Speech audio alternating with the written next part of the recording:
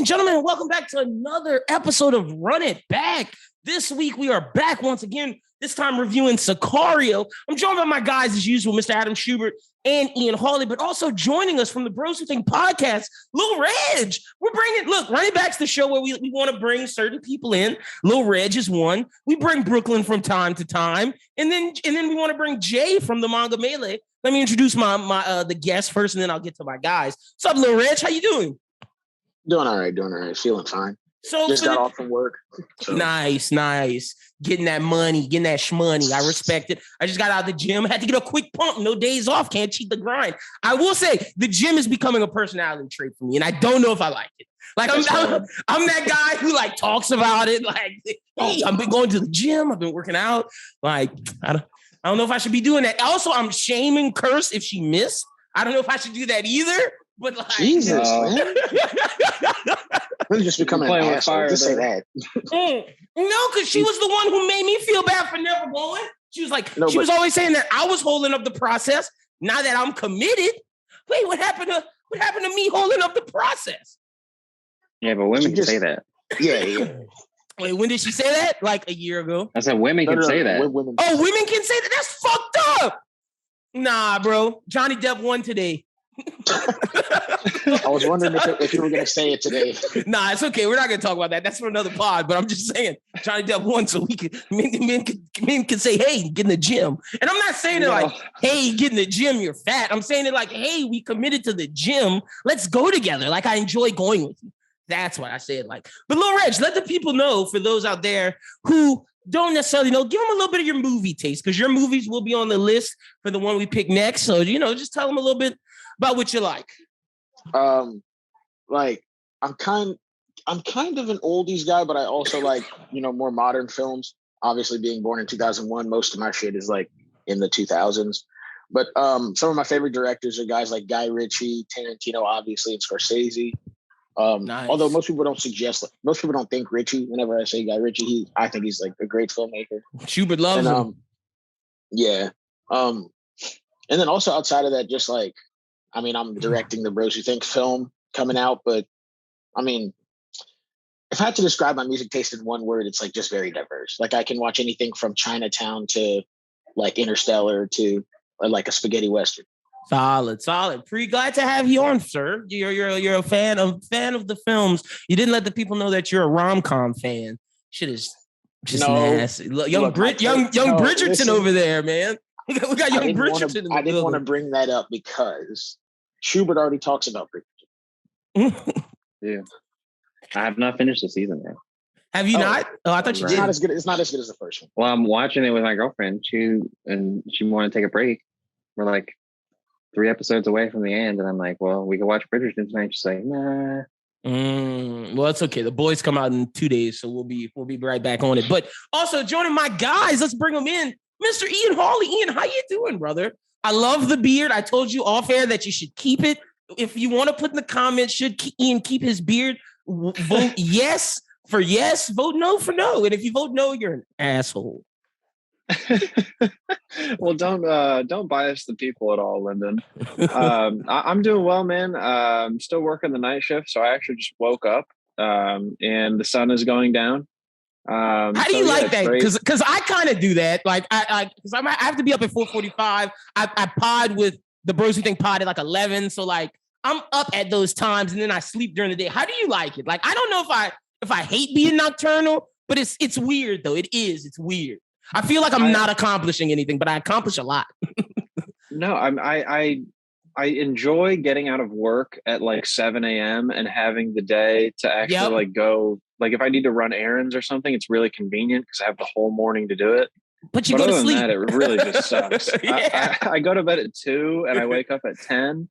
So I'm literally sleeping like prime time hours of the day. So there's absolutely no room for a social life during the week. And then on the weekend, you got to like flip your schedule on Friday. You're one of the few people who understand that on Sunday. Yeah, bro. Oh, it's a nightmare. It sucks. It's horrible. Only thing is I don't go to sleep at 2. I go to sleep at like 9, and I'll sleep from like 9 to like 1. So that's the difference. And I'll have instead like how you have the beginning portion, I'll have the back portion. But it sucks either way, flipping it back to tonight. But that's enough of our social lives, you know. Yeah, but y'all don't get to hear that from Ian that often. So I like touching in with him. Also joining us, Mr. Adam Schubert. Shuby, how you doing today, brother? I'm doing all right. Ready to, talk about Sicario and then get in the car tomorrow and go to the beach. So, ooh, you going to the beach? Nice. How long you going for? Just the weekend. Oh, nice. But, I mean, I guess one extra day for Friday. Nice. Enjoy yourselves. Also, let me just let the people know ahead of time from the 26th through the 5th, there will be no pods. No pods from the 26th through the 5th. I cannot take my computer with me to LA. My girlfriend is not letting me. So there'll be no pods from the 26th through the 4th of July weekend. So just letting y'all know ahead of time. I don't know how that affects this pod. You'll have one more episode of this pod before the break. Okay, cool. Maybe even 2. We'll see. But we're here reviewing Sicario. Definitely one. We're reviewing Sicario today. Excited about that Denis Villeneuve classic. We went from Nolan to Villeneuve. The wheel chose this for us. Quick intro thoughts. I'll start off with you, Shuby, because Ian hasn't seen this movie before. I don't know if Reg has seen this before, but I know you have. You haven't? I thought you did. Oh, I haven't. Well, we're Villeneuve guys. As a Villeneuve guy, what'd you think of it? I mean, I thought it was, for a Villeneuve film, when you think about it, it was well filmed and directed and shot. But when it comes to thinking about all of his movies in a row, I don't know where it would be placed, but it's because it's just so different. It's it's the most grounded. I would place it maybe 3rd or 4th. It's very realistic. Prisoners is realistic too, but it has a bigger twist. Where this, I don't ever feel like it has a twist that just completely upends me. Yeah, no, I agree with that. It's not like I see everything coming, but it's not anything that's just oh well, I couldn't have never expected that was going to happen. Yeah, that's fair. Everything is pretty by the book, government, hitman, CIA, FBI type movie. But I do enjoy Villeneuve doing this because he shows he can do it with the best of them.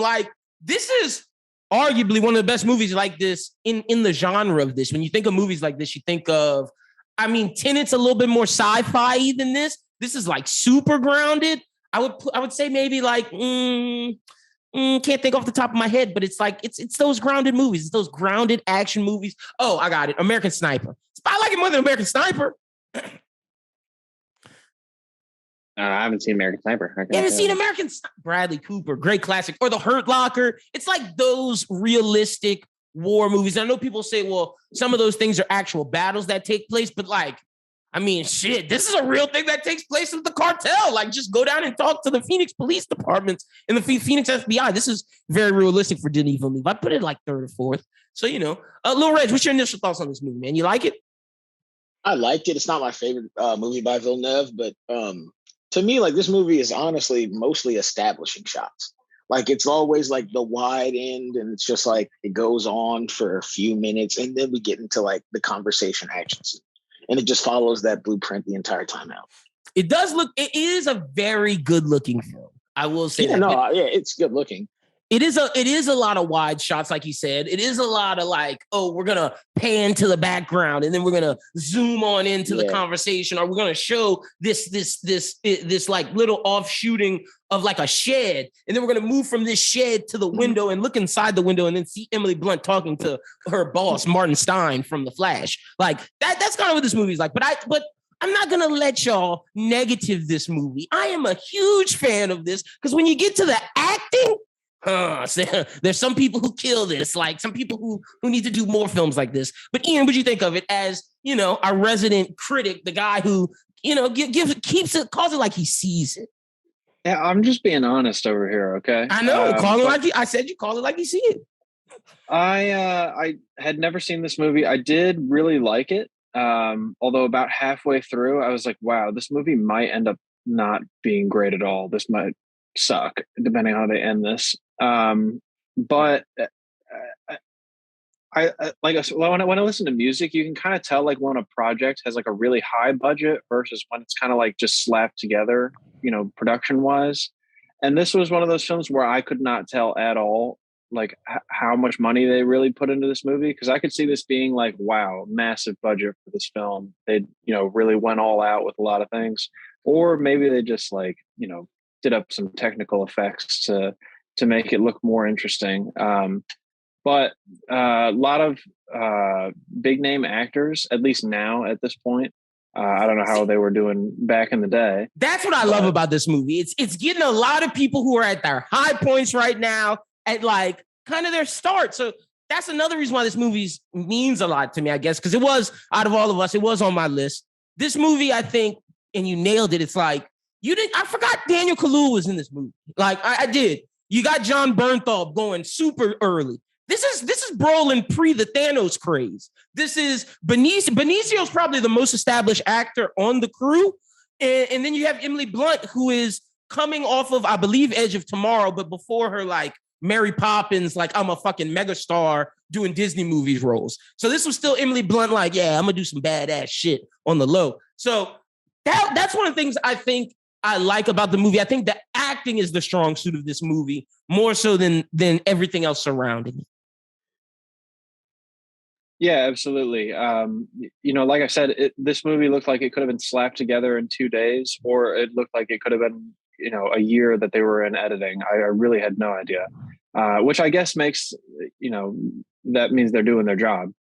But this was just one of those movies where it was tense all the way through. Like there was never a down moment where you could just kind of catch your breath as a viewer, which makes for like, that might have been one of the reasons why I felt like halfway through the movie, like, wow, this kind of sucks. But they did a good job of, wrapping it all up and tying it up together at the end. Cause like for the first half of the movie, you just have no idea what's going on. And then they kind of let you in, through the characters opening up about what's going on, but we'll get there. And see, rewatching it, the moment that when Benicio del Toro's talking to Emily Blunt in the office before they go on the mission to Juarez, he tells you what the movie's about. He says, you're going to have to stick around. It's not going to make any sense. And then, but if you make it to the end, then everything will be crystal clear to you. And hopefully we can make some change. And he says that in the movie. And that is essentially how this movie goes. I truly think this is, like I said, a third, fourth tier Villeneuve, but a solid Villeneuve. I think in the lexicon of movies that dropped in the 2010s, it's top 15, top 10. I mean, I don't know about all that. Top 15, top 20? In the 2010s? In the 2010s, top 15, top 20, maybe even top 25. I don't know, man. You're talking 10 years of Oscar films. So, I mean, it's just like... Some of them Oscar films didn't hit. Don't do this. So we want me to bring up... But I mean, out of every year, at least 3 hits. So that's 10 years times 3 is 30. That Frances McDormand movie that you abhorred last year that we had to review. Oh, God, no. Not that one. Nomadland. So don't talk to me about some of these Oscar films. Those shits are duds. I'm just saying, and you're talking, 2012 was a huge year. We're talking like Dark Knight is in this stretch. We're talking. It is. I forget. But see, okay, that's something I want to bring up and I want to ask you. 2015, a good year for movies. You get The Big Short, which is fire. Big Short's a big movie at this time. You got Star Wars coming back for the first time with Force Awakens.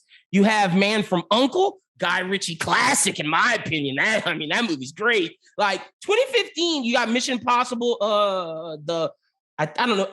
Rogue Nation, great movie. Yeah. 2015 is a great year.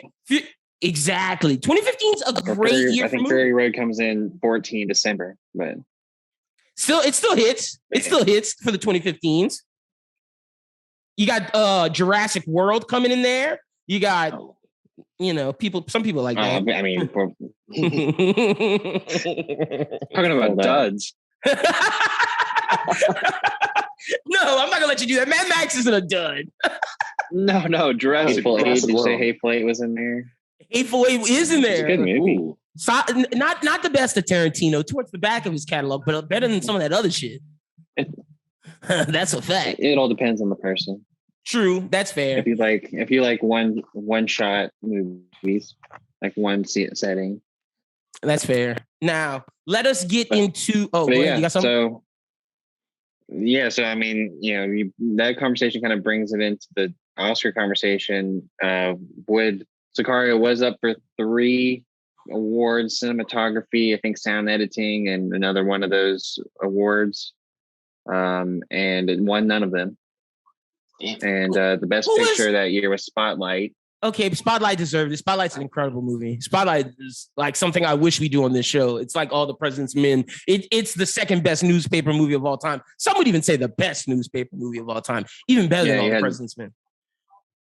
Don't be disrespectful. Along with Spotlight, you had The Big Short, Bridge of Spies, Brooklyn, Bridge of Spies is trash. Mad Max Fury Road, The Martian, The Revenant, and Room. Ooh, The Revenant was this year? Oh, The Revenant's great. Now, if anything should have won, it probably should have been The Revenant. I'm not gonna lie, that movie is nuts. But all right, solid year for movies. Now, I will ask you. This is why I think this movie got snubbed. Who won supporting? If you got it. Who won supporting? Yeah, supporting male actor. Yeah. Mark Rylance, Bridge of Spies. Nah, that's a dub. That's an L. My man Benicio del Toro should have won for this. Benicio was great, but he would have gone up against Christian Bale, The Big Short, Tom Hardy, The Revenant, Mark Ruffalo, Spotlight, and Sylvester Stallone, Creed. Who Mark Ruffalo in Spotlight was great. They lied, Robbie. They lied. He wouldn't have won anyways. But hey, shout out to my guy Benicio. Yeah. He was great in this. I'm championing this movie, man. I'm a fan. So.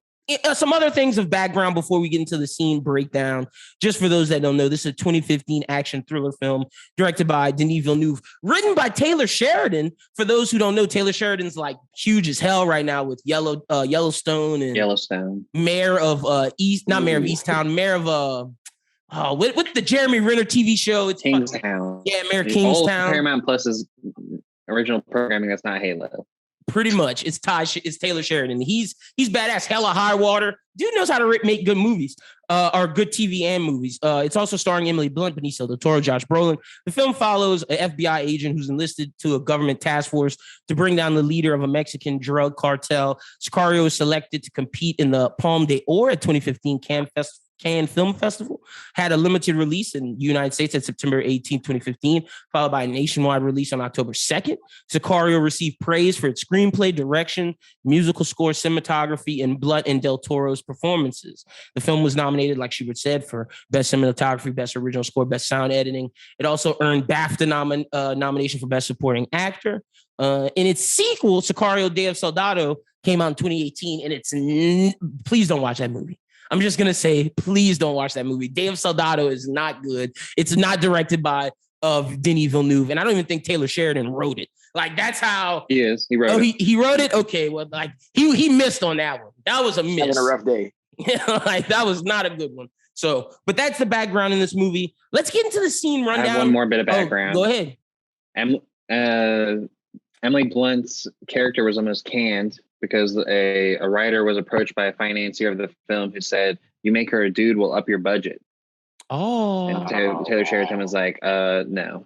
Yeah, the movie doesn't work if it's not Emily Blunt. I'm sorry. It just doesn't. Like, you can put a guy in there, but you like... You need her character. Yeah, you do. You need her character a lot. You need like her to be like someone who just went way over her head, figures that out and like what Benicio says near the end, where it's like, you know, when you look scared, like you look like a little girl or whatever. I'm just like, yeah, she does. She's the innocent. She's the audience. As she finds out the horrors, we find out the horrors of what the United States government is doing. Right. Mexico. Like, you need that. Well, role. And it also gives you a good reflection on, like, you know, even the best cop that plays things by the book, it's going to fall victim to the war on drugs. Yep. And like, he told her there's no winners. You should just work at a little small town if you want law. If not, because you're not meant to be a wolf. You're not a wolf. You need to go to. He told her to go back to Arizona multiple times. They did. They definitely did. All right, let's get into the scene rundown. This movie, like I said, is weird. It's a lot of major events that get dragged out. So if it seems like I wrote down every scene, it's weird. It's a weird movie. But the first scene I wrote down, the intro house invasion mission. My goodness, like, what a way to start a movie. And then when Emily Blunt kills that guy, she's so shaken. And it's just like an amazing scene. And it just happens one after the other. Like Ian said, it's just heavy on heavy. It seems like right after she shoots that guy, Daniel Kaluuya and those dudes find the house and it explodes. And it's like, oh man, this is a fucking intro scene to like these FBI people. This isn't your typical FBI movie per se, starting off. I said, have the FBI ever heard of a door? And because they just bust through that wall. And I'm like, damn. Back to trucking. And then, you know, all those bodies made me think of The Wire for people who've seen that. And my first thought after I saw all those bodies in the wall, I was like, damn, these guys are really good at drywall and installing it, tearing it down. You know, and I was really surprised that bomb went off because they said so many of those dogs sniffing around. I'm like, did the dog not sniff the bomb? Like, yeah, I thought of that as like well. 3. And I was just like, damn, are these mules? Or is this human trafficking going on? What are these bodies? Are these just dead people they've killed? I was just interested in what was going on in that house and would represent those bodies. Ian, what'd you think of the beginning scene? I mean, literally the part where they're driving up to the house in the car is the only like non-tense moment of this entire movie. So it was all downhill from there. They just kept like flashing back to all the bodies in the wall. Like, did we really need 2.5 minutes of just like panning over to these bodies constantly? And like, that's why you get to this movie like, man, maybe y'all should have cut some of this out. Like, if I think there's like an hour and like 50-minute movie in there that's like with all just the major shit. That's all right. Well, it's only 2:01. Is it? Oh, not? It is? No, I thought it was like 2:19. No, it's only 2 hours and just over a couple minutes. Okay. Well, yeah, cut it down to like 1:45. Might be a perfect movie. But then you have the argument, does it have the same impact if you're not like looking at all those bodies straight in the face? Like at that point, it would feel more like a CBS cop drama. You know what I mean? Like a NCIS kind of feel where you know what's going on, but they're not like showing you the bad stuff. That's fair. So it might like tone down the intensity of the movie, which you might not want. But as far as opening scenes go, I mean, what more could you want? You got dead bodies in the walls. You got dead bad guys right off the bat. You got an explosion in the shed. Some dead you got cops. It all. Like, They really cover all the bases in like the first 15 minutes. Yeah, they didn't spare any expense there. And like, I just love the tenseness of like Emily Blunt. Like, you feel how, I'm guessing that's like how SWAT people feel going into those situations. If not 10 times more, but it's just like, you're on the edge of your seat. And like, when she's going around that corner, I'm like, oh God, why you not? I played Call of Duty. You better like look a little bit more. You better, before you get no scoped, like you climbing. Yeah, at least crouch. Hit that B button. He just walked in and just the blast went right by. Like, no, it can't. Oh yeah, it grazed her shoulder. Yeah. Little Reg, what you thought of the opening scene? I mean, it's an amazing way to like start us off. It essentially tells you like what's finna happen for the rest of the 2 hours. Pretty much. Also, I kind of agree with Ian with like the zooming in on the faces was a little much. If I just saw them all lined up and him saying that there was 15 here and 20 in a different room, I'd have been like, all right, that's a lot of murder. Also, a little are we sure? Daniel Kaluuya was right by like the shed, and then whenever the blast happens, he's like a couple feet behind, and I'm like, he would have died. I thought about that. He kept. I'll say this: he was backing up, tying his shoe, messing around with stuff. I definitely thought about that. I was like, how didn't the glass hit him? Like, how did? Like, what was going on? Like, if Emily Blunt was like getting blown back and like there's blood all over, and shit, Daniel Kaluuya had to have at least like lost an arm or some shit. Maybe he definitely wouldn't be getting up and walking away from that. Yeah. That's what I'm saying. Maybe a sprained ankle or like a broken leg, something. Emily had more of an injury than Daniel. No, that's a fair, are we sure? Next thing I got on the list is the introduction of Matt Graver, a.k.a. Josh Brolin. Dudes in flip-flops and just checking things, wearing a little suit. Or just not even wearing a suit, wearing like a little shirt with a little shawl on it. You know, just checking things off like, nah, we don't need that lawyer. When he said we don't need that lawyer, I knew what time it was. Anytime they show you a cop for the first time and he's wearing flip-flops, you know this guy's crooked. He's too comfortable in the workplace. At first I was thinking, like, why did he say the lawyer thing? And then as the movie kept going, I was like, oh yeah, that's why he doesn't want the lawyer around. No lawyer. As things progressed, I was like, now I see why you don't need the lawyer. Exactly. And like, think about the ending if Daniel Kaluuya, he would have died. Like, it was over. He's out of there. He's not signing that paper. But I'm jumping the gun. Oh, yeah. But Matt Graves, bad dude. Love Josh Brolin in this. Just exudes the aura of just like messed up CIA guy. Like whatever it is, because we just know he's an advisor. He might work for the CIA. He might work for NSA. He might work for Secret Service. Who knows what Matt Graver works for? We just know he's a part of a government-assisted task force. They call him as an outside advisor. None of his shit's on the books. Thinking about that scene in hindsight of having watched the whole film now, I'm like, okay, well now, because like when you first think you're like, oh, well, it sounds like Emily Blunt is just who they need or whatever. But in fact, the matter is like, no, they didn't need her at all. They just knew that she was established enough to where no one would question it. Look legit. Yep, no one would question it because she has a superb record. She is essentially like just bait the whole time. And it works that way. But you know it after you watch it, and it just makes that scene make more sense.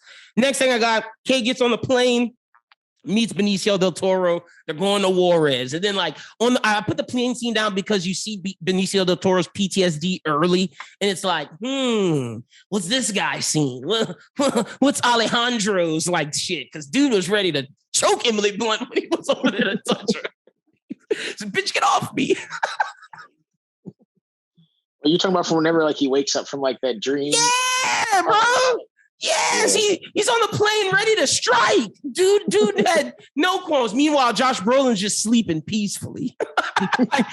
He's used to this shit though. That messed me up, man. I'm not gonna lie. Watching Josh Brolin every time he goes to sleep, just sound asleep. Like not a care in the world. You're not one of those people who can just fall asleep anywhere? Well, Ian, I'm not talking about that. I'm talking about the fact that he knows all this shit's going down and dude's just sleeping like a baby. I mean, at a certain point, you either get out or you just get used to it. Fair. That's fair. I love where he was like in the meeting. We're going to El Paso area. She's like thinking, oh, okay, we're going to El Paso. And it's like, no, you're going to Juarez. Which is technically El Paso area. It's near El Paso. And bro, the whole time she gets down there, even like I'm gonna get to that because that to what you're saying about, man, I thought, why are we in El Paso? She keeps saying it. It's like, bitch, you're not going to El Paso. You're in Mexico. And she's like, we have no jurisdiction here. We shall see. And okay, so the next thing I wrote down, the fucking burn notice guy is in this damn movie. I said the same thing, literally the same thing. I said the fucking burn notice guy. He's the worst. Same thing. His fucking mustache. I love that guy. He plays racist cop in Law and Order right now. He is. That's all I can think of. Oh, man. Next thing I wrote down, they get briefed before the mission. And then Benicio del Toro telling her eventually understanding is exactly, she will eventually understand everything. And that's exactly how the movie goes. That's what me and Ian were talking about before. Like that scene where he just lays it out for her. Like, you're going to be in the dark for a while. Yeah. It's okay. But if you make it to the end, you'll know everything that's going on. That's essentially the rest of the movie from that point on. As Denis showing us what Juarez is like, with all of his shots of like, the people hanging from look like an interstate, just poverty, made me think in my head, I was like, all those influencers taking pictures in Tulum, this is Mexico. Juarez. Hey, real shit. When we get to who lost the movie, I may have a controversial pick, but I think it's the right person who lost the movie. But we'll get to it because you're reading my mind with that one. But I didn't write down any of the scenes with the guy whose son is playing soccer at the end. The dude who ends up getting killed. He just represents like. Waiting for his papa to come home. Look, his father's in the drug game, and we see how it affects him and his family later on. But I'm just letting y'all know I didn't write any of those scenes down. Next thing I wrote down after they get briefed is, this is the best scene. Escorting the cartel leader brother to the border and with the inevitable shootout. Talk about tension. Whole time she's in that car. Do we have jurisdiction here? Can we be doing this? And burn notice dude's like, shut up, bitch. Like they've got a gun. Just wait a second. Like, gets out, opens the door. It's like, and she's just like, whoa. And then she's like, no, we can't be doing this. Everybody's just shooting people. It's just going off. She's like, fuck. And then she turns around, bang. She killed that guy though. I got to give it to her. She was ready. I would have immediately like gotten out of the car if I was like Emily Blunt. I wouldn't have just sat there and waited like throughout all the shootout. Like I could have died any point, like at any point during the shootout. And then she just so happens to see the guy from the reflection in the rearview and kills him. Like, that's cool. But still. Look, I mean, I would have at least got to the other side of the car. I wouldn't have been on the side where the shooting was coming out. At least. What about all these people in traffic? Oh, again, goes back to who I think loses the movie. But you know, the Mexican civilians, they don't give a damn about them. They're just like, are you picking the entire country of Mexico to lose this movie? Look, you can't come. Unbelievable. Don't jump the gun. The sun is the loser. Don't jump the gun. But you know, the shootout on the bridge was incredible. Ian, what do you think about the shootout on the bridge? I thought like one of the best shootouts I've seen in a while. It was a great scene because it establishes what these guys are all about. Like the whole time, Emily Blunt's just like, where is the law in all this? And that is the last thing they're concerned about. Like when she brings up jurisdiction, they're like, wow, I haven't heard that word in years. They're totally unconcerned. It's crazy because it seems like it's like all the guys that don't give a fuck in every department that he needs. Like got the NSA, got the Walker, Texas Rangers, got the Mexican police, it's just everybody. You know, it's to the point to where all these people are so tired of fighting this fight. They just don't give a fuck. Like they're just like, we're getting it how we live. We don't care. And I think that is proven more so when you see the scene with Benicio and that DA from Mexico. He's like, when he tells Benicio's like, don't come in here because you don't want to see. He's like, bet, do what you need to do. And it's like, whoa, just telling him, dude, he needs to do it. He's carrying a gallon of water. I knew what time it was when I saw him pick that water up. He was about to waterboard this guy. Like, it just shows that there are people on both ends. They didn't give a fuck. Only person who cared was Emily Blunt. That's the only person who cared throughout this entire movie, in the government side at least. Well, one thing, although he might have just been trying to get in her pants. Hey, I'm gonna ask you. I got a question. That's an army shirt. Let's do it now. Was he? I don't think he was. I thought he was good guy. Greg was. You kept talking about her underwear when he was like, "I am your mom." Also the bra. But I think dude was just over caring. He was just good guy Greg, man. I think so. He wanted to fuck that. He wanted to fuck that white bitch in the bar before he fucked Emily Blunt. I think it was just out of convenience because of homeboy JB. I don't want to mention his name too early in there. I don't know. Ian, what do you think? You think he was trying to get in her pants? I don't think so. I don't think so either. I think he was just classic, like, nice guy, partner guy. Good guy Greg, man. He had the prototypical, he is the prototypical friend zone. Good guy Greg. If he was the opposite, there'd be more depth to the character development between both of them. You wanted him to go after her, like sexually? I mean, just like show that like there's more than just like the other good cop. Give him a little depth. Like he's a good cop, but there's another reason why he's a good cop. Oh, he has some side objectives going on. Okay. Side objective, yeah. I'm not mad at that. Next thing after the one quote that I like to finish that up is when they said, leaving the bridge, this is going to be in all the front pages of the newspaper. And then Burn Notice guy said, it won't even make the front page in El Paso. Bro, that's a real quote from that. That's crazy. Like, just goes to show that no one gives a fuck. And as they're panning and saying that, they're showing a dead civilian who got shot in the crossfire. It's a lady with like a dress on, and she's next to the car. Like, and it's like they do not give a fuck. And then after that, they showed a cop, and it's like, or maybe that was the guy that was dressed up as a cop. Either way, they don't give a damn about any of this in Mexico. This is a daily occurrence. Next thing I got is okay. So after seeing Benicio talks to the DA in Mexico, like I said before, he waterbirds that guy. It got so bad in that interrogation that Burn Notice guy was like, "Yeah, this is too much for me.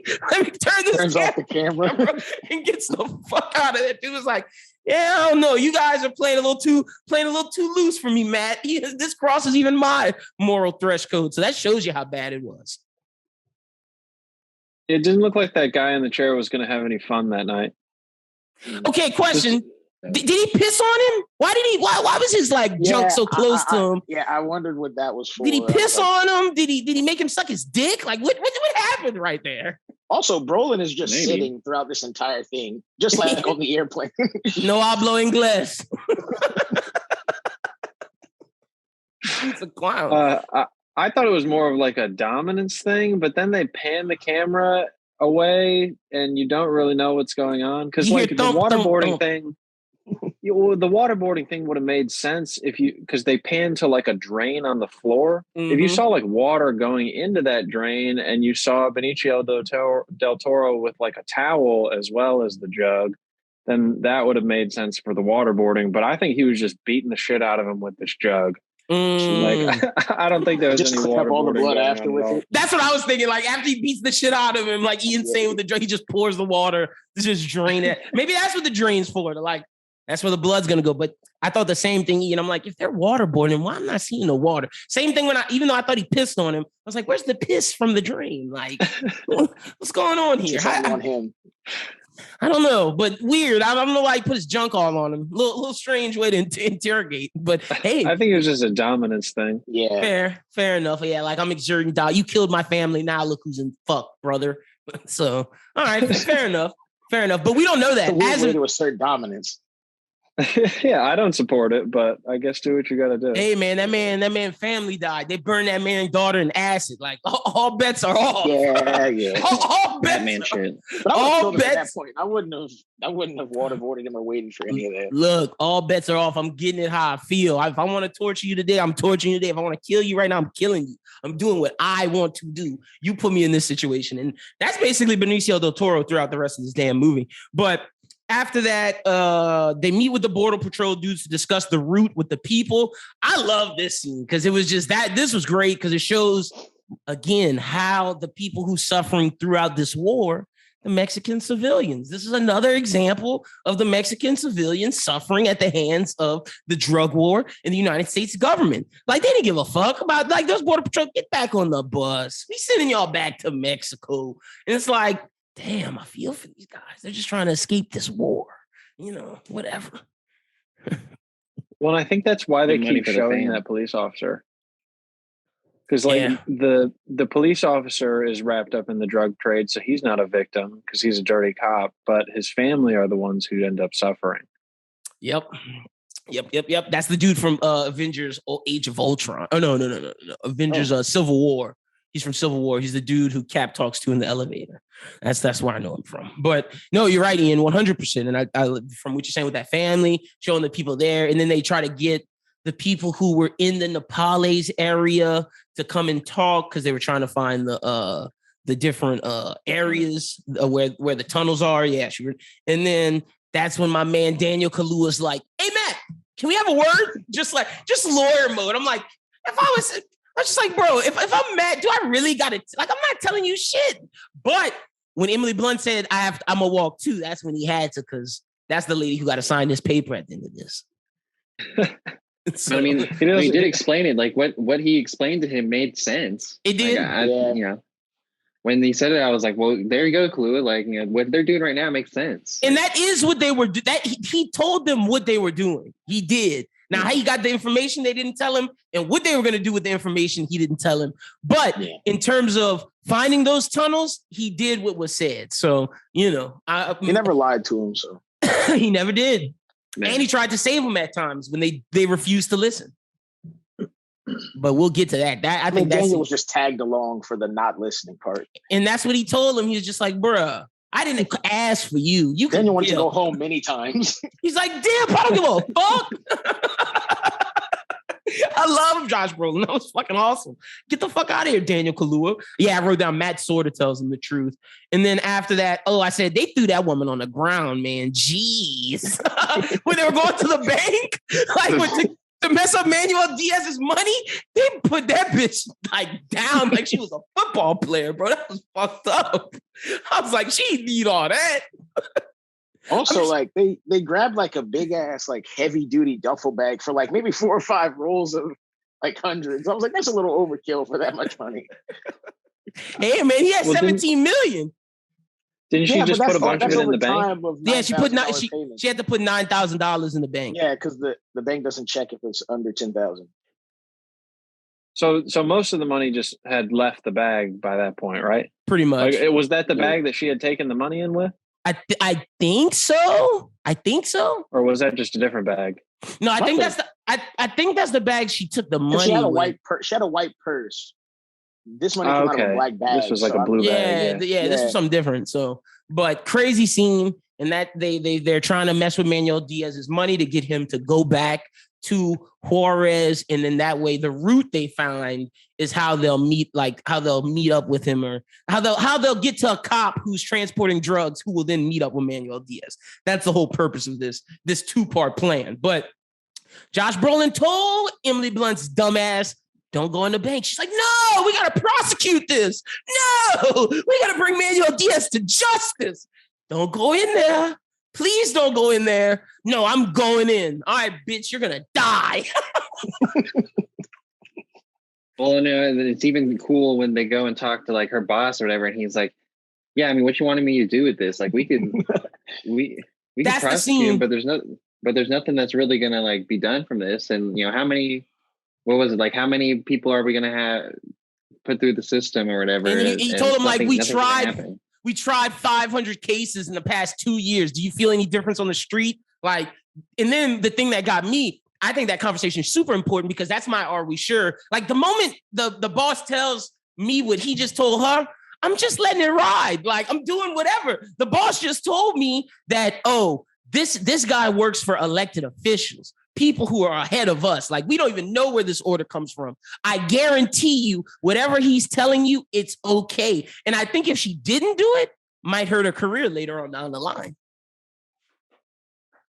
Right. That's true. Yeah, she'd get blackballed real easily in that situation. Yeah. Because they're telling her to follow an order, and she's not to obtain the law. And that's the catch-22 of this thing. It's like they're breaking the law to obtain to obtain law, but she's trying to obtain law the right way, but she can't. It just shows the error of the system. Batman arc.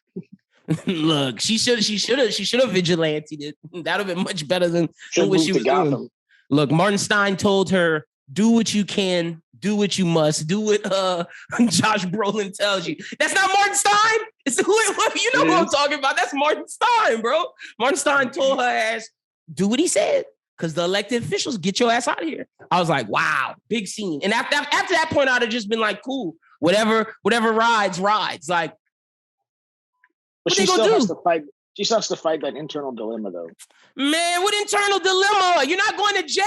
That's my internal dilemma. Will I go to jail for said action? No? Bad. Hers is justice, Lynn.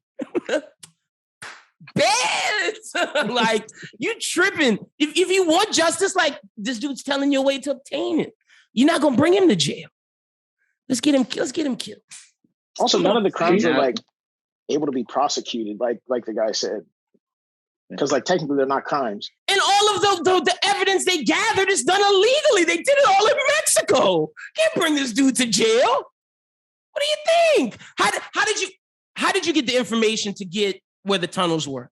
Oh, we waterboarded the second in command and then went to the border Enhanced patrol. Interrogation. Stopped people who crossed over, talked to them, and then sent them back along their way, used the one's information, met the drug dealers there, went back to Mexico, and killed more people? Bro, can't prosecute none of that. None of that. And so now that Emily Blunt... Wait, would you say... Now that Emily Blunt has learned that she can't get justice, she goes to get a drink and some dick. She should have just gave the whole thing up and gone and been a Lana Rhoades stunt double where she just don't live in Arizona. Wait, what did you say, Ian? I said she should have just given the whole thing up and gone and been a Lana Rhoades stunt double where she belongs. Oh my God. Lana Rhoades. What?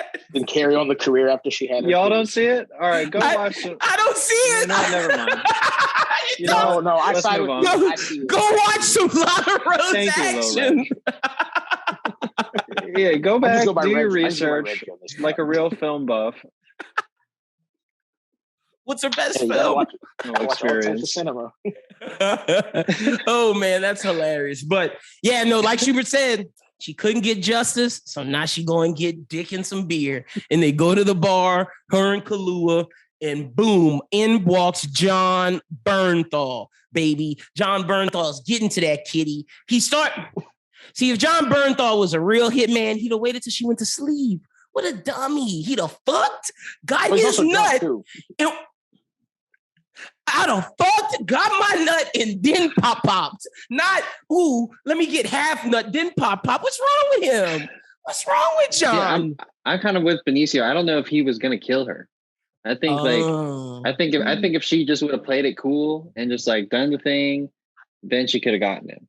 Because like I think that she, you know, because I mean he was going to do it. Like he was not. I didn't think that he was in any way like oh yeah, I'm definitely gonna kill this girl. I think he was trying to, you know, get with Emily Blunt. And so like, you know, then if she would have known that, then she could have like, you know, I think she rushed this situation. Everything. I think she freaked out. Like I think she should have like recognized what the situation was and then like just been aware and then like wait for your earliest opportunity to make the move instead of like freaking out and getting him all flustered and then grabbing your gun. You want her to be reasonable after a few beers and makeout session on the couch? True, and you got to think of everything she's been through to this point. Like I had the border patrol shit the other day. Like I shot a guy 2 days before that. Like it's been a hectic few couple of days for Emily Blunt. Like I get her mind's not on it, but I'm more on John Bernthal. Like you should have been smooth alley cat. I wouldn't have looked at that gun no times. Like what is wrong with you? He just kept looking at the fidgeting. Stop fidgeting. I'm with Emily Blunt. Why do you keep fidgeting? I'm trying to give you this pity, and you keep fidgeting. What's wrong with you? Maybe he's not a great hitman. He's not a good Sicario. We don't know how many confirmed kills he's had before this. This might have been his first time. Probably none. He's a police officer. John Bernthal is straight from Phoenix PD. He got trapped in some shit where he owed them some money or a favor. Yeah, it could have just been there to kill his daughter. Casting. What a perfect casting for corrupt cop. That we find out later. Facts. Great point. Go check out We Own This City. But great scene. I loved it. And then you get into Benicio del Toro and Josh Brolin in the car with Bernthal. Benicio del Toro gives him a fucking wet willy and starts pulling in his ear. I don't know if that looked like it hurt worse. Looked like it hurt worse than when he scratched his face. Yeah. Like, dude was fucking him up. And my quote from this is Josh Brolin saying, bro, you already got beat up. What's a few more scratches that nobody gonna realize? It's like, whoa, bro, you really just out here just doing whatever. Dudes move with total impunity. Like, just do what you want. Whatever. Someone doesn't give a fuck at this point. So, I mean, look, none. Say whatever. And Bernthal, do we think Bernthal lived after this, or do you think the cartel got him? Maybe Del Toro got him. Jail probably got him. I think they sent him to the work camp, though, huh? Because he snitched. Nah. You don't think so? Fair. Who knows? They made sure his daughter was. You think Josh Brolin's? Keeping his promises to people? Oh, yeah. Whoa, you're right, Ian. Who is Josh Brolin to promise anything? He's the last person you wish to trust right now. No, he's not even working for the government. He's just an advisor. He's got no power. Exactly. Oh, it's either die or die. Dude, John Bernthal probably went to a local Phoenix jail and they got his ass out of there. Yeah, half the cartel's in there with him. They got him gone. You're right. How could I believe John Bernthal? What an untrusty narrator. Next thing we got after that is... I just wrote, he told her not to go in the bank. He told her. And then back to Ian's cop, old boy from Captain America, moving the money, moving the product, baby. And after that, he's going to the underground route. And then boom, let's start the mission. But this time they're working with some real soldiers who are like, you kill my team, I'm gonna fuck you up. Yeah, Delta Force. Dude said, get to the back. And don't shoot any of our men. I'll say this. I know this happens later, but they was real too quick to pull the trigger on Daniel Kaluuya. I think they was ready to kill that brother. Well, they got certain people in the military that are like that. He said, leap, don't leap, just lay there and take it, boy. I was like, whoa, that little boy on in there, a little racy. But that's jumping the gun. Welcome to Arizona. Also, the way Brolin tackled Emily Blunt after. Hey, he had to. We'll get to that. Because Josh Brolin had to do what he had to do. But the reason why Josh Brolin had to do that is because we see Emily Blunt lose her gun, like already stumbled over, just straight stumbling and bumbling. This is an op. Like, get your shit together. She get the other one. She go down the wrong tunnel, and she sees something she shouldn't see. She see Alejandro, a.k.a. Medellin, taking this cop to go get to Manuel Diaz. And she's like, put down the gun. What, boy, I'd have never pointed my gun at Alejandro. Alejandro honestly, let her off kind of easy, shooting her twice. He should have actually shot to and he shot her in the perfect he shot her on the spots plate carrier so she wouldn't feel it. Exactly, to where it just knocked her out. Talk about good hitman, man. Alejandro, one of the best hitmen in movie history. What did he say to her after that happened? He was like, get up. Or like, you're get up, breathing. Get up, brush it off, and go back do the op. Yeah. What a fucker. Dude was like, Don't you ever point that gun at me. Don't point your gun at me again. Yep.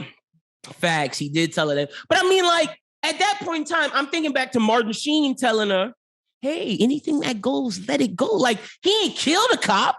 What's wrong with him taking a cop? Martin Sheen?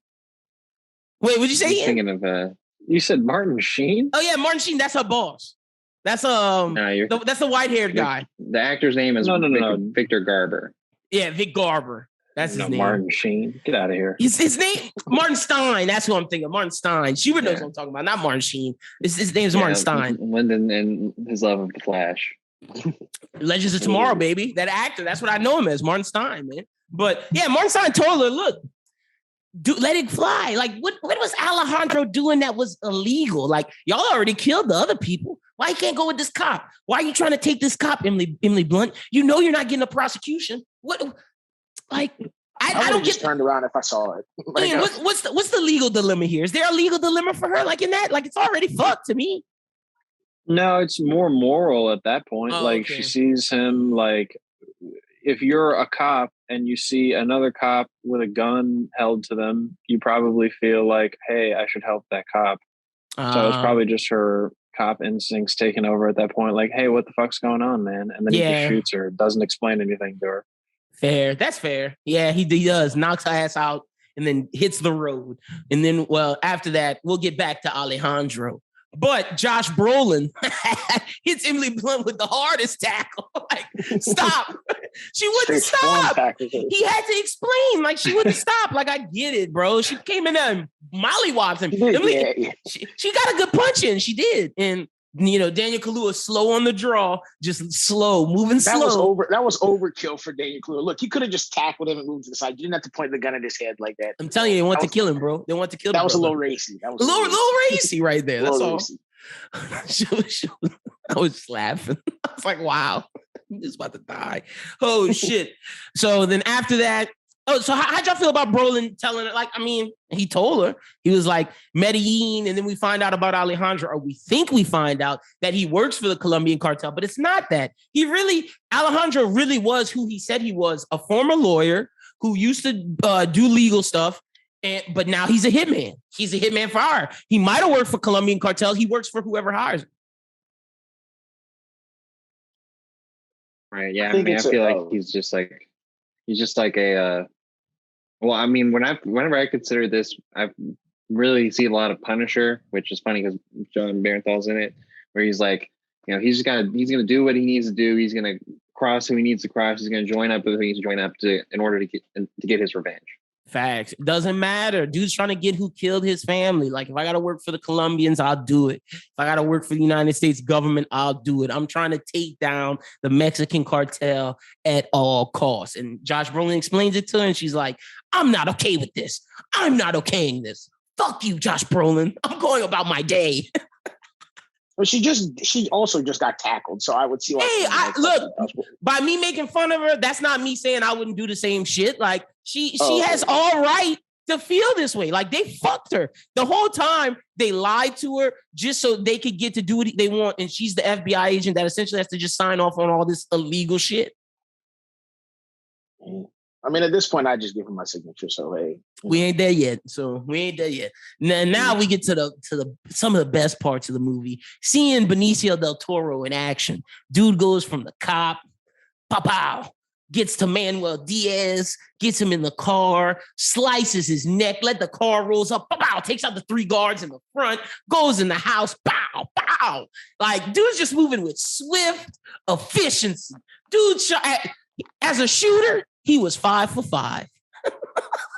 He was doing his corners better than Emily Blunt. He was. That's what I'm talking about. Dude knew what he was doing. He was a true Sicario, true hitman. Dude was out here murdering people. And then like a badass, he was like, all right, I got you.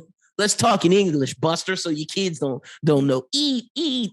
Then he talking to him this whole time and then bow. And you're like, oh shit, he killed the guy? Nah, he killed your kids and wife. Nah, you eat, nigga. I was like, whoa. Dude's a bad man. What you say? What you got to say, Little Reg? Another Are We Sure? So he's walking across that like entire field by the pool, separating like the table and like the main house. How do you not see him if you're just sitting down eating outside? Like you never had the chance to look to your left behind your wife. All black. No, okay. They had lights and little lamps there. You could have saw him. If you could see his full black fit, you could see him. The kids at least could have seen him. That's what I thought. The kids were facing directly there.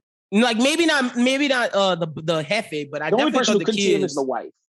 And I don't think he could have saw him. Like because you got to think he looking at his kids and his wife. Like the kids who are looking this way, that's who should have saw him. That's what I thought when I was rewatching. I was like, okay, so the kids are going to see him. And I was ready for the kids to be like, Papa. And that didn't happen. And I was like, oh, okay. Oh, whatever. What are they, French? No, just like, Papa. Yeah, Papa Spanish works. That's what Padre. Maybe it was just that a roast con pollo was fire and they just couldn't keep their head up. It wasn't, dude. It wasn't because the kids couldn't eat. You have to tell them that older son. That older son was, tall and skinny. He might have been looking up from his plate, but that little fat fucker next to him was not looking up from that meal. I don't even remember his size, but I do know the older one was skinny as fuck. Because I thought about, I was like, man, this guy's a string bean. But I didn't look at they didn't even look related. The one kid was tall and lanky as hell. Maybe there was the other kid was first marriage. He was fatter than he was tall. The Don's first marriage. That's how I look at it. Don had multiple marriages, baby. But then got the half brothers going on. Exactly. Is that a great revenge moment? Like saying, okay, I'm gonna kill your wife and kids before I kill you, so it could sink in that you got them dead, and maybe you'll think you'll live. I thought that was badass as a revenge moment in movies. Got to give it to him. Yeah, it's not enough to just come up and shoot everybody. Like you gotta. If you're really going to get this guy, you got to make him feel what you felt. Yep. Mm-hmm. Exactly. Exactly. That's where I was like, damn, what a hitman. Takes him out, goes about his business. We go the next day. Emily Blunt's just chilling in her house, shaking. Wait, hold on. If you're watching this, shaking, holding the coffee, just a shaking. On a balcony that she shouldn't be on. Can't drink it. And then she's like, wait, somebody's in my house. She's moving all slow back into her house and bow. My man Alejandro with the gun ready to go. Hey, sit down. Sign this shit, bitch. Sign this. We need you to okay that everything we did was legal. And then I can't sign this. She starts crying. She's been at gunpoint like half this entire movie. She's been like facing death constantly throughout all of Sicario. I can't sign this. Just a crying.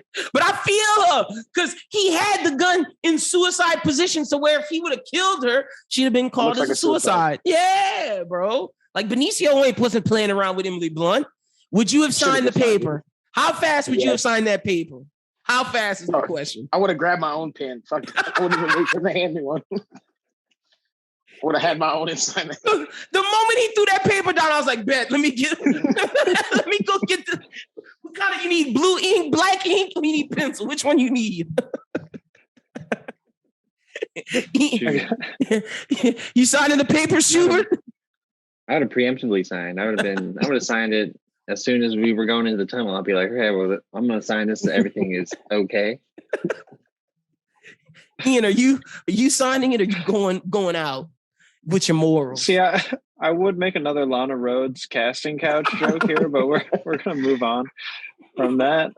Yeah, I'm definitely signing that paper. I'm not trying to get my head blown off in my own shitty apartment. Like no, my life has not gone where I thought it would go up to this point. I still got a lot of living left to do. I'm gonna sign that shit. I'm gonna get the hell out of law enforcement, and I'm gonna go be like an art teacher at a middle school or something, and just like have a low stress job for a while. He's a lawyer. I'm moving, bro. I'm moving out of Arizona as fast as humanly possible, and I'm going somewhere where there's little to no cartels. Whether that's the top of Montana, whether that's all the way in Maine, I'm going somewhere where there's no crime. Like, hey, the cartel is everywhere. Cocaine's everywhere. Fair, but like you could eliminate, as like it's not like Arizona where somebody died every day. Like it's not like that in Maine. It's not like that in Wyoming. So that's where I'm gonna go if I'm Emily Blunt. I'm getting away from you. You gotta be careful in Maine. You got the Nova Scotia trailer park boys. That's a whole different beast. Bro, those Canadians are a different breed, though. Man, Emily Blunt is okay over there, bro. Y'all clowning. So, all right. So, yeah. So, like I said, Alejandro goes to confront Kate, gets her to sign. And then at the end of it, Kate goes out of the window, points the gun at Alejandro. Alejandro looks like a badass, turns away and starts walking. Bitch, you ain't shooting me. He knew. And then he gave her a clean shot too. He turned all the way around. If you're gonna do it, you may as well go all the way. Yep. And she didn't do it. And then all of a sudden we see the little kid who lost Silvio as his pops playing soccer. No papa. Papa dead. Sicario. Biggest loser. Sicario. Oh man, what a great movie. Like, I know we made a lot of jokes. I love this movie. It's awesome. All right, let's get to the best scene. Schubert, what was your best scene? No, we're not going to talk about the last couple of scenes. Oh, go ahead. What you got? My bad. I was just going through. Well, the end of the movie, the last scene is a little kid playing soccer, and then you hear gunshots in the distance. Oh, yeah. And that lets you know that nothing has changed. Like, even though we took out like the top 3 dudes from this, giant cartel, like shit's just going to keep, shit's just going to keep going on the way it's going on. They mentioned that earlier too, where they're like, do you hear that? Look, nothing's changed. That was a good scene too about the fireworks. Yeah, no, and it's sad. It makes you think like for the sequel, it's like, ooh, does something change? But we live this life. We know nothing has changed. You cut one head of the snake, another one comes. But I'll say this, Ian, maybe it's a head of the snake that the United States government can control. Because the United States, you got to remember back to the conversation that Brolin had with Emily Blunt after she found out about Medellin. He was like, I don't like, as long as there's people who does cocaine and does all this shit, there's going to be drugs. We just want to control it, because with the Mexican cartel before, we couldn't control it. So maybe with them getting the guy out of there, maybe they can control who's in charge. Optimistic way of looking. They hope. Yeah, exactly. Or hopefully. 100. Yeah. So that's what, they hope to do, but great movie. Loved it. Anything else y'all got before we get to best scenes? All right. Schubert, lead us off. What's your best scene? What you got? Best scene, I'd probably have to say is for me, it was the realization of Emily Blunt figuring out what was going on with John Barenthal. Like all of a sudden, you think it's just like, oh man, John Barenthal's just going to be getting it in, and then all of a sudden you see a little wristband on the thing, you're like, oh shit. Oh, okay, shit. She turned for the worse. When you said she jumped, that's how she figured. It wasn't even she saw the wristband, but like I get it. I'd have moved to with the wristband. You're absolutely right about that. Totally forgot about that. Good scene. Well, and see, like even me, like I didn't even think that it was a hitman situation. I thought that she just ended up like meeting a cop who happened to be involved in the shit. Like, I didn't think that it was like he was there to. Like I thought that was just like a chance meeting. Like I didn't think that it was evidence. like, something like that. Well, that's what Benicio del Toro says to her after they arrest Ted is he wasn't a hitman. He was just trying to get some information off you to see what you knew. Like he wasn't going to kill you. He was just trying to, get some background basically. I was on a completely different wavelength on the introduction of John Barenthal then. I thought that he was like the divorced husband, like, because the way like she knew Daniel and then introduced him and she looked at him kind of weird. I was like, oh, they know each other before. Oh no, they definitely didn't know each other. Yeah, I was on a different way. Dude definitely had his own side family, and he was doing a quest for the cartel. So yeah, I didn't realize he really wasn't trying to kill her. Look, he was trying to save his life. He had to save his daughter, bro. Dude was on a quest. Like that's a fact. Yeah, this isn't a side quest. This is real life. No, that's a main quest for him. He had to save his daughter, bro. You tripping? Ian, what's the best scene you got? I mean, like we were saying earlier, there's really no down moments of this movie, so I wouldn't be mad at any of the scenes. But I do like the Benicio del Toro just going solo, stretch there. Yeah. I would say a close second is the scene in the tunnels. Ooh, okay. I like that. We got one with the tunnels. We got Schubert's, all different scenes, and Benicio del Toro going one-on-one. Love those. Real Reg, what's your best scene? Mine is specifically the conversation between Benicio and the Jefe. Whenever he says "no fue personal" and then he says "para mí sí" and then kills all the people. Kills all. Yeah, great scene. Look, I wrote down two. I have one that you and Ian have in terms of Alejandro killing the boss. Like Ian said, when he's going one-on-one, the conversation he has with the boss, great scene. But I had to write down, since y'all both have that one, I'm gonna choose my other one. The border scene, bro. Like that border scene was incredible. Like when you're in that car ride going up to there, you're like, oh, okay, nothing happening. And then you think back to Benicio del Toro's, if it's going to happen, it's going to happen at the border. And it's like, oh, shit, we at the border. There's traffic. And it's just like they start calling off the cars, and all of a sudden, Benicio's the one, red Toyota to the left. Look at it. It's like, whoa, and then boom, boom, boom, boom. Great scene. I could also accept the opening scene. The opening scene's also a great scene, but I'm not mad at any of our scenes. We all had good ones. Great job, fellows. All right, let's see what we got next. Where are we going from this? All right, let's do it. We're going to start off with loser of the movie. I'm going to give mine first so Ian could, process it. I'm saying the innocent Mexican civilians, the citizens of Mexico who are suffering at the hands of the drug war. That's who lost. Whether it's the kid, whether it's the undercover cop, whether it's the kid white mama, them people at the bus, all them people, the civilians of Mexico who are affected by the drug war. The DA falls. His mom's not white. What are you talking about? I don't know what you're talking about. You said the kid's white mama? White? Oh no, I didn't say white. I said wife on accident. Silvio's wife and the kid's mom. Yeah, so that lady, like all of them, the DA from Mexico, the losers are the Mexican civilians at the hands of the drug war. Wow. I think that's not a bad answer, What you got? You just gave the universal answer. What you got, Schubert? Who's a loser in this movie for you?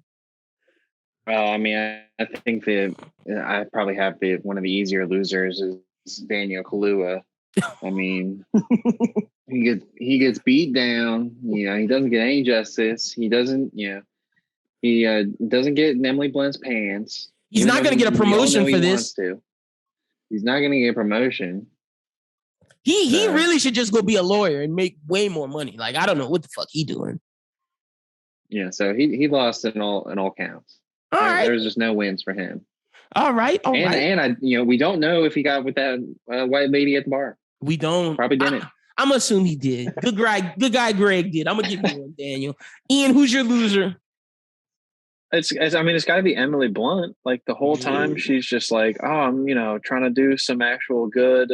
I'm tired of going around and just like finding crime scenes, like basically after the deals have already taken place.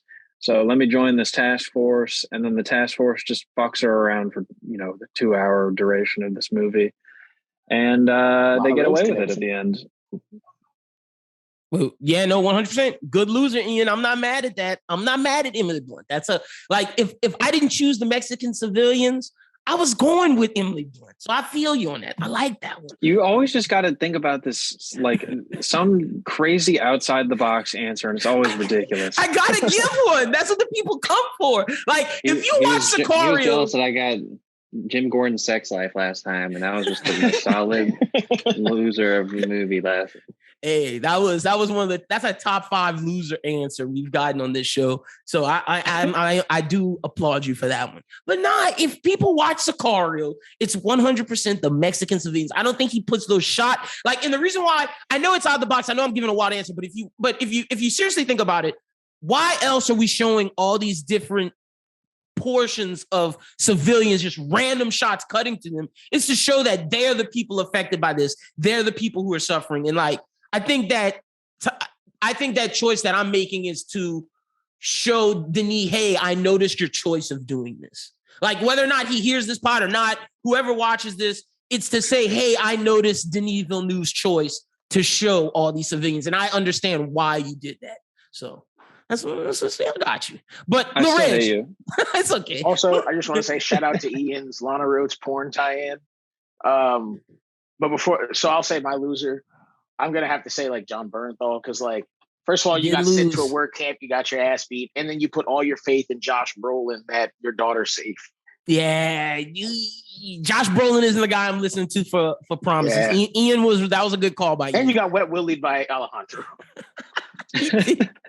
Look, to the point of did he go to a work camp? Like Schubert said, dude is probably in jail or dead. John Bernthal. Love all those answers. Great answers from all of you. All right, let's get into another tough category where we're going to have to argue. All right, let's do it. 6-man. There's no 6-man in this movie. It's a big 3 and then the rest. Because who's the starters? The starters are Emily Blunt. Say Kaluuya is a starter. Are we counting Kaluuya as a starter? Because that was going to put him as a 6-man. I was going to put him as 6-man, but I got others. I got others if we go count Kaluuya. Sets these up perfectly for him. So are we saying Kaluuya is a starter with not Bernthal, excuse me, with Blunt, Alejandro, and Josh Brolin? Is Kaluuya a starter? Well, for naming 5, in majority of the movie. Yeah. I can only give you 4. I don't know a 5th starter. This movie doesn't have a 5th starter. Yeah, I don't know. You're not taking the burn notice guy? That's who would. I mean, look, that's who would be my 6-man if I can't choose Kaluuya. It's either him or John Bernthal. It's Bernthal or Burn Notice. Yeah. Maybe even Martin Stein. It's hard to name that 5th. It's Victor Garber, by the way. Leave Vic Garber. Martin Stein, bro. Shout out to Legends of Tomorrow. But yeah, there's no 5th guy. Can we just agree that this is a movie with 4 guys and then there's no 5th?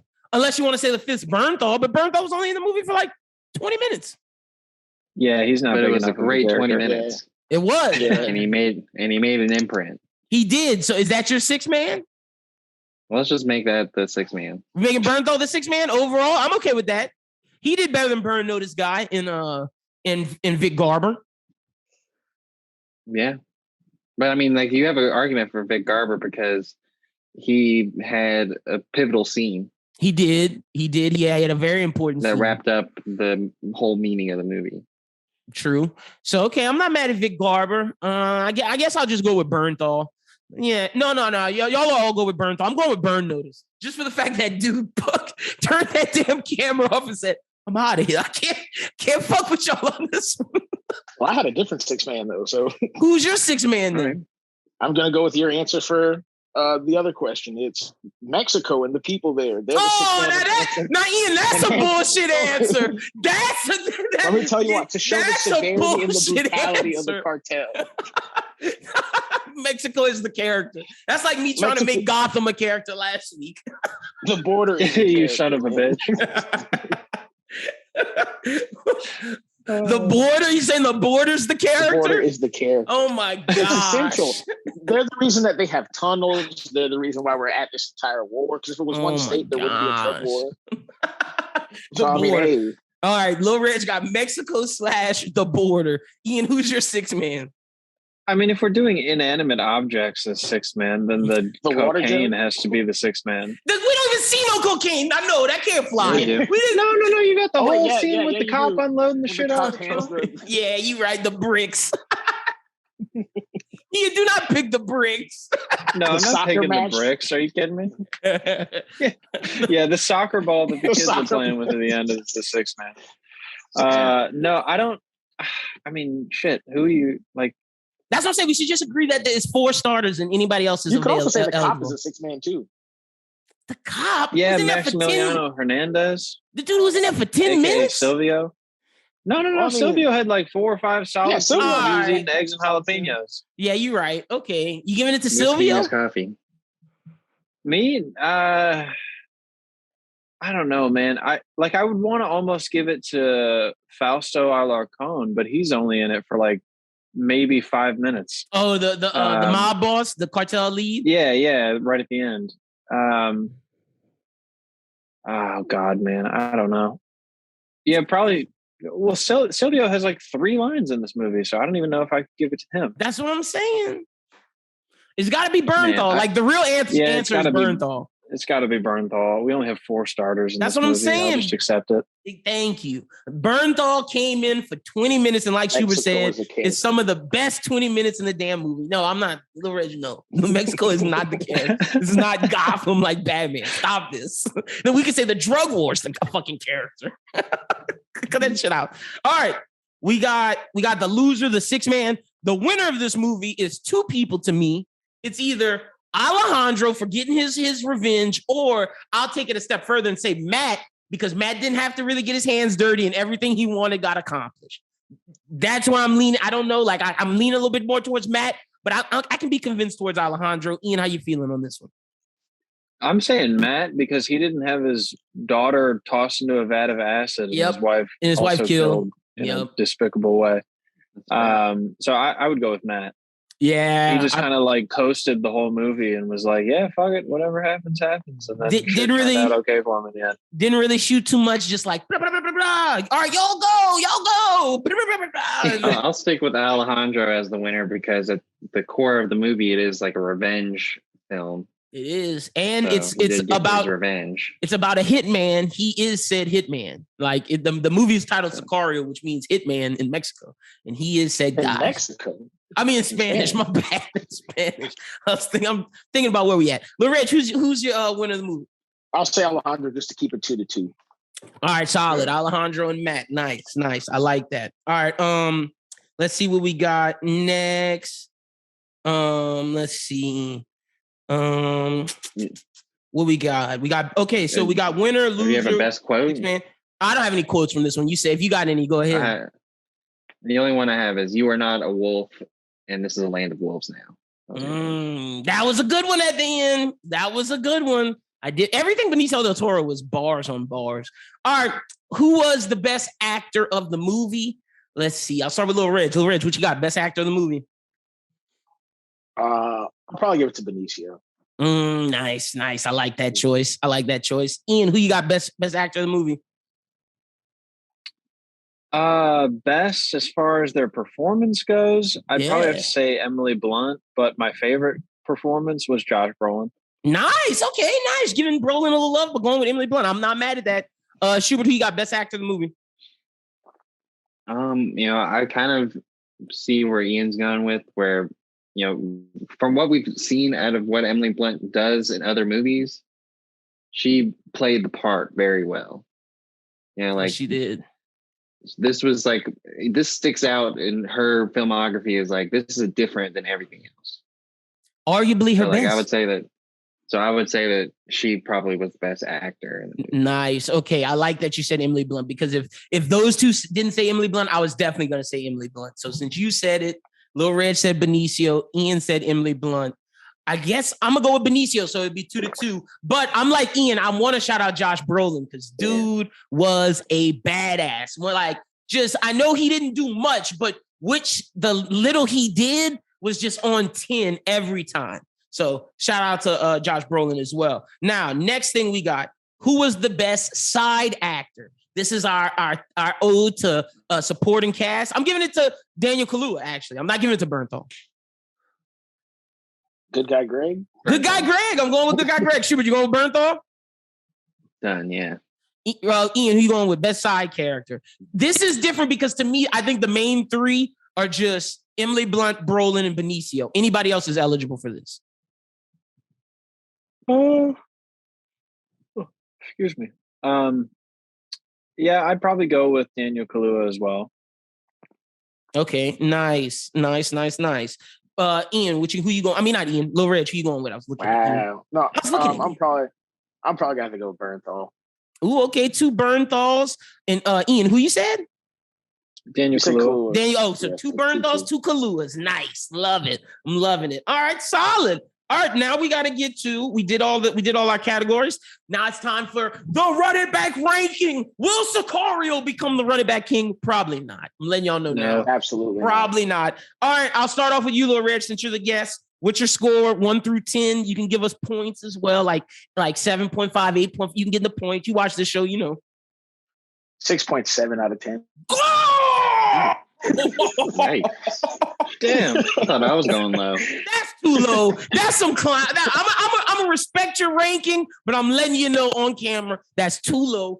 People do not buy this because this man. When I tell you, if one of his movies get picked, I'm gonna tell you it's a 6.7. He's talking about 6.7. You go look at his list. But all right, I'm gonna respect your pick. Shoot me what you got. I was gonna say 8. Schubert's more along my thinking. I'm okay with 8. Ian, what you got? It was first watch for me, so like I said, there were definitely parts in this movie where I was like, okay, where are we going with this? But like I say, it did wrap up nicely at the end, so I'd give it like a 7.5. Nice. This is I know my guys. I knew Ian would go 7. I knew Schubert would go 8, and I'm at 8. Wild card. 6.7. Get that shit out of here. Divided by 4, solid score. It's Ian's score. I think you just love Villeneuve. The running back movie score for this is 7.5. So Ian's score ends up being the Fun score. fact, Rotten Tomatoes has it at 92% certified fresh. Ooh, 92%. That's high. I was very surprised to see that. That's because this movie's damn good. But y'all know what time it is. It's time for the wheel. The wheel. What is going to be next? Oh, God. It's the Sandlot. Lyndon, we need spinning. you to make an actual like wheel on an easel. Nice. Another legend hit. Let's fucking go. Heat, baby. Heat. Let's go.